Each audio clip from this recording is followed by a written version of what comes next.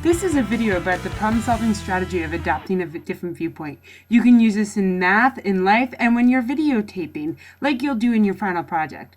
I'll go over 8 different viewpoints and how they can be beneficial in the situation I'm taping.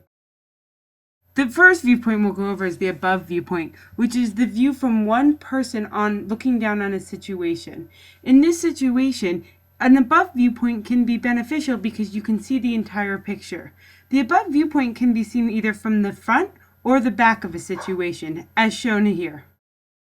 The second is the below viewpoint, which is the opposite of the above viewpoint. For the situation in this video, the below viewpoint may not be the best one because, as you can see, from the front all you can see is the back of the computer screen, and therefore you can't get a very good picture of the situation going on. From the back, all you can see is the back of her chair, and unless all you want to see is her bottom, it's really not going to be a good viewpoint. The third viewpoint is a bird's eye view, which I'm sure many of you have heard of, and this is a general view from above, not from a specific person's point of view. As you can see in this situation, a bird's eye view is a pretty good viewpoint as well because you can really see exactly what she is doing. The only problem is that you can only see a very general point of view, and not from one perspective or another, which has both its pros and cons depending on what your goal is. An eye level view is just like it says, a view from the eyes looking straight ahead. In this situation, an eye level view is great because you can see not only what is on the computer screen, but you can see her as well. The fifth point of view is a worm's eye view, which I'm sure many of you have never heard of before. I had never heard of it before, at least. This is the opposite of a bird's eye view. As you can see, this is not a good viewpoint at all for this situation. You can basically only see the bottom of the desk and maybe a couple of hand movements. Unless you're looking for some gum underneath that desk, I don't think this is a good viewpoint. The sixth viewpoint is what I will call an in-front view, which is, like it says, basically just a view from the front. In this situation, all you can see is the front of the computer screen and the top of her head in her hand.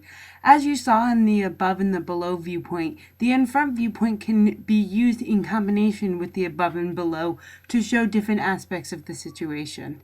This isn't really necessarily the best one for this situation unless all you need is just to know that she's there. The seventh viewpoint is the behind view, which is just the opposite of the front view.